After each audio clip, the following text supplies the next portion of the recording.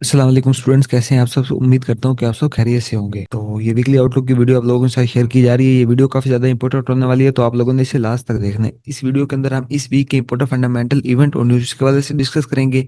उसके बाद हम चार्ट पर टेक्निकल एनालिसिस करेंगे और इस वीक ट्रेड के लिए बेस्ट अपॉर्चुनिटीज को फाइंड करेंगे। सबसे पहले मैंने अपने पास फैक्ट्री ओपन कर ली। इसमें हम इस वीक के इंपॉर्टेंट फंडामेंटल इवेंट्स के हवाले से डिस्कस कर लेते हैं। सबसे पहले हमारे पास मंडे मंडे को हमारे पास कोई इंपॉर्टेंट डाटा नहीं है यूएस का, ना ही कोई हमारे पास मीडियम इंपैक्ट डाटा रिलीज है और ना ही कोई हमारे पास हाई इम्पैक्ट डाटा रिलीज है। बाद हमारे पास ट्यूसडे है। ट्यूसडे को हमारे पास काफी ज्यादा इंपॉर्टेंट डाटा आते हैं।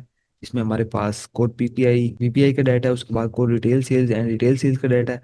ये डाटा हमारे पास काफी ज्यादा इंपॉर्टेंट है। उसके बाद हमारे पास यहाँ पर पेंडिंग होम सेल्स और रिचमंड मैन्युफैक्चरिंग इंडेक्स का डाटा है। साथ में कंज्यूमर कॉन्फिडेंस का डाटा है जो कि हमारे पास रिलीज नहीं होगा। उसके बाद हमारे पास वेडनेसडे आ गया। वेडनेसडे को हमारे पास सबसे पहले यूएस का अनएम्प्लॉयमेंट क्लेम्स का डाटा है। उसके बाद हमारे पास core durable goods and durable goods का डाटा है। उसके बाद हमारे पास ये जीडीपी का डाटा है, प्रीलिम जीडीपी प्राइस इंडेक्स, और ये हमारे पास कोर पीसी का डाटा। ये डाटा हमारे पास रिलीज इन डाटा के अंदर हमारे पास रिलीज टाइम नहीं मेंशन किया गया। ये डाटा हमारे पास रिलीज नहीं होगी क्योंकि जो यूएस का गवर्नमेंट शटडाउन चल रहा था उसके अंदर काफी ज्यादा डाटा कितना कलेक्शन नहीं हुई, जिसकी वजह से वो डाटा की जो टाइमिंग है ना वो डिले की जा रही है। तो वो लेट रिलीज होंगे, तो ये डाटा भी हमारे पास रिलीज नहीं होंगे।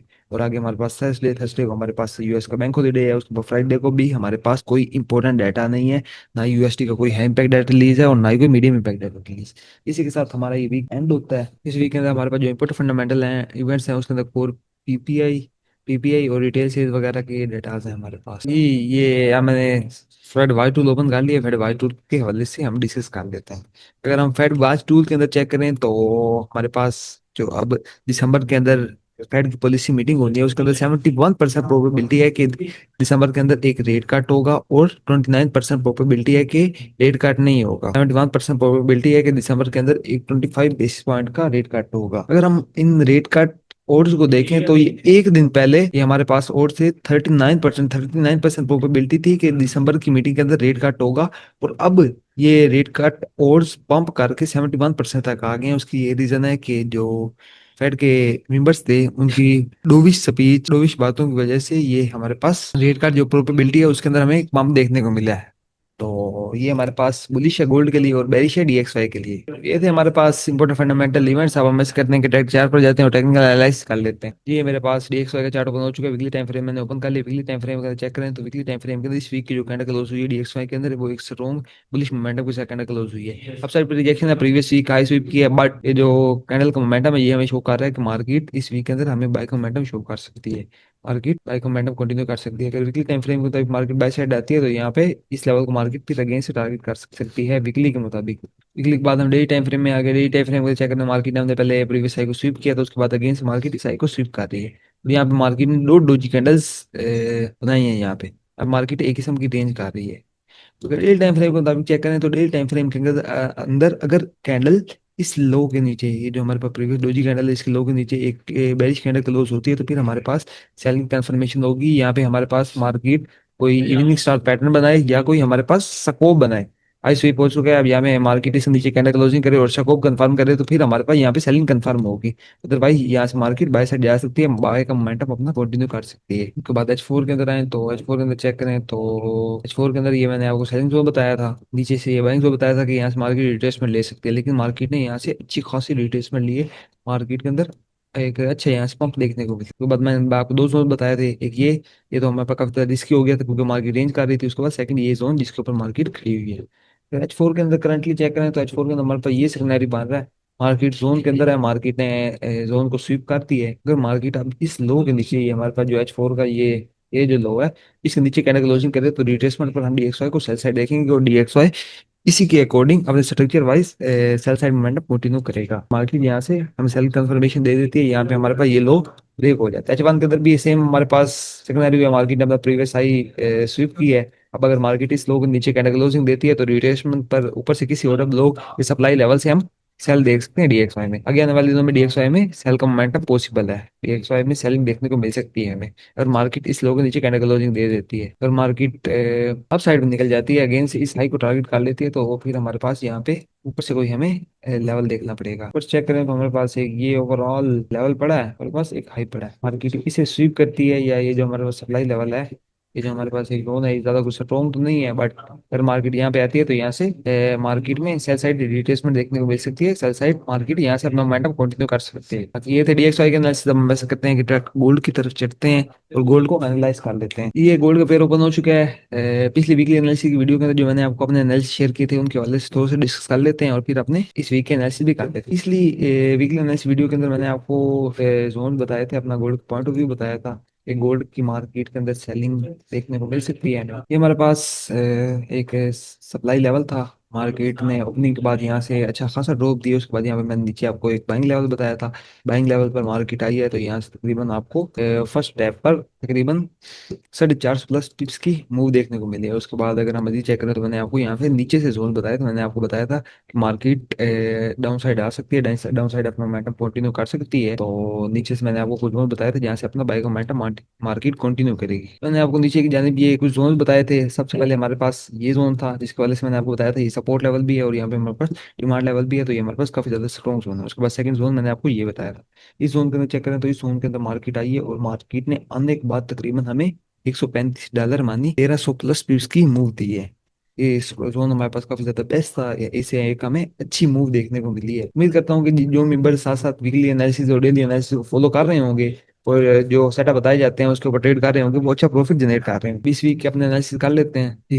ये मेरे पास वीकली टाइम फ्रेम ओपन हो चुका है। वीकली टाइम फ्रेम के अंदर चेक करें तो इस वीक की जो कैंडल क्लोज हुई है वो इनसाइड बार में हुई है। कैंडल क्लोज, कैंडल इनसाइड बार में क्लोज हुई है। वीकली टाइम फ्रेम का जो हमारा ब्यास है वो भी न्यूट्रल है। डे टाइम फ्रेम में आ गया। डे टाइम फ्रेम को चेक करें तो मार्केट पहले यहाँ पे हमारे पे डिमांड लेवल था, इसे स्वीप करके मार्केट अपसाइड पे उठी है। तो मार्केट ने अपने प्रीवियस जो सप्लाई लेवल था उसके अबव कैंडल क्लोजिंग दी थी, जो कि हमें इंडिकेशन है कि मार्केट अब नेक्स्ट बाई साइड है। मार्केट हमें सुरक्षा बाई में शिफ्ट कर दिया था और ऊपर से सप्लाई से ड्रॉप हो गई थी।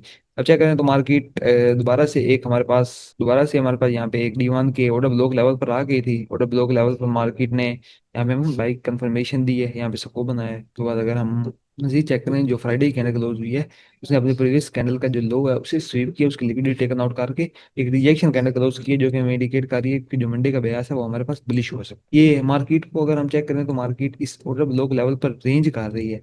यहाँ पे चेक करें तो मार्केट ने काफी ज्यादा कैंडल इसी ऑर्डर ब्लॉक लेवल के अंदर ही रेंज में बनाई है। तो हमें हमारे पास एक ये भी प्रोबेबिलिटी है कि मार्केट यहाँ पे बायर्स को ट्रैप करे, बायर्स को लिक्विडेट करे और यहाँ से मार्केट सेल साइड मूव दे दे। अगर मार्केट यहाँ सेल साइड मूव देती है तो मार्केट का फिर जो नेक्स्ट टारगेट होगा वो ये लो का होगा। तो पहला टारगेट हमारा ये डिमांड का लो, फिर सेकंड ये वाला लो, उसके बाद लास्ट जो टारगेट होगा हमारा ये लिक्विडिटी पॉइंट होगा 3884 3929। हमारे पास एक ये भी लिक्विडिटी पॉइंट है 3964।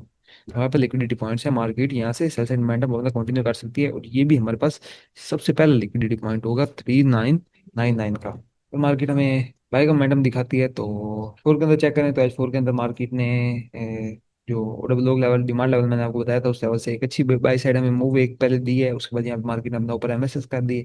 MSS करने के बाद यहाँ पे मार्केट ने यहाँ पर हमारे पास मार्केट के अंदर H3 का एक डिमांड लेवल था और डबल लेवल। इस डिमांड लेवल से मार्केट उठी है और इस डिमांड लेवल से मार्केट ने अगेन से हमें तकरीबन 700 प्लस पीस की मूव दी है। तो हम मजीद जाके चेक करें, गोल्ड के हवाले से मजीद चेक करें तो H1 टाइम फ्रेम के अंदर मार्केट ने अपना अगेन से जो स्ट्रक्चर है वो शिफ्ट कर दी है। मार्केट ने साइड बार बार अपना हाई ब्रेक कर दी, जो कि हमारे पास एक बाई की कंफर्मेशन है कि मार्केट मजीद बाई साइड जा सकती है। अगर मजीद चेक करें तो यहाँ पे हमारे पास एक बेरिश चैनल मार रहा था, बेरिश चैनल का भी मार्केट ने ब्रेकआउट कर दिया। ब्रेकआउट के बाद यहाँ पे हमारे मार्केट रीटेस्ट कर रही है।